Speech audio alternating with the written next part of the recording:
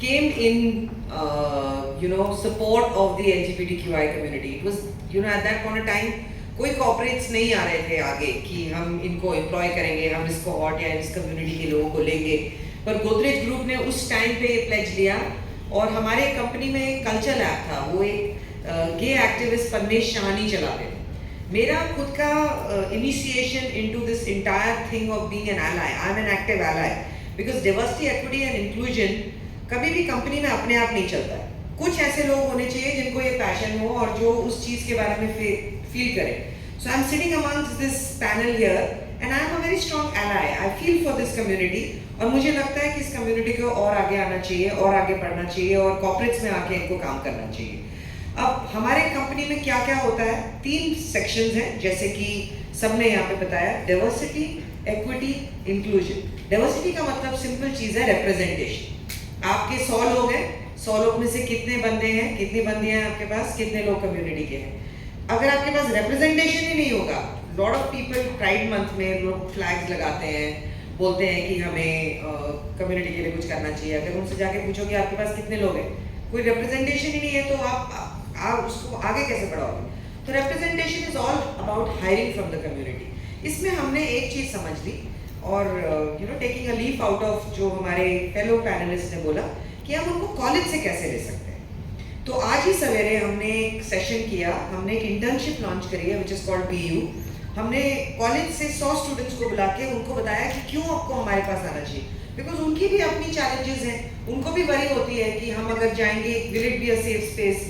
We heard some horror stories about, especially from her, about how she was cornered at the workplace and a lot of people hesitate, वो नहीं आना चाहते. तो उनको हमने बुला के अपनी उनकी कम्युनिटी के लोगों को जो हमारी कंपनी में काम कर रहे हैं, 2 लोगों ने तो हमारी कंपनी में ट्रांजिशन किया है. हमारे पास एक जेंडर रीअसाइनमेंट सर्जरी बेनिफिट्स हैं which very clearly state that if you want to transition from one gender to the other, the company will pay for it. People have taken use of that, they have transitioned within the company. And ऐसे 2 लोगों को हमने बुला के उनसे उनकी story सुनवाई कि उनको क्या अच्छा लगता है अपनी जॉब में, कैसे उनको पसंद आता है. तो diversity, how do you hire them young? Internship में ले हम इन लोगों को, कॉलेजेस के साथ टाई अप करें.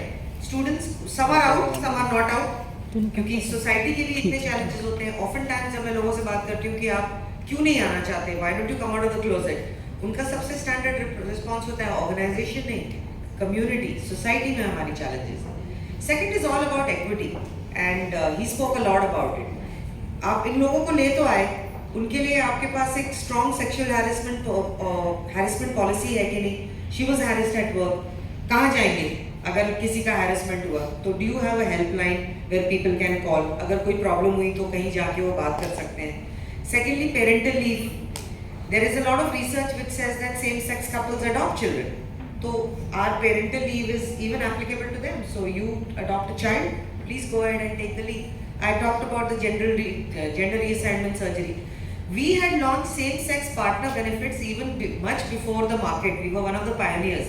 So क्या होता है, मेडिक्लेम देती है कंपनीज, उसमें आप सिर्फ अपने सेम सेक्स स्पाउस को, ऑपोजिट सेक्स स्पाउस को नॉमिनेट कर सकते हो, पेरेंट्स को नॉमिनेट कर सकते हो, बच्चों को नॉमिनेट कर सकते हो. हमने बोला आप अपने पार्टनर्स को भी नॉमिनेट कर सकते हैं.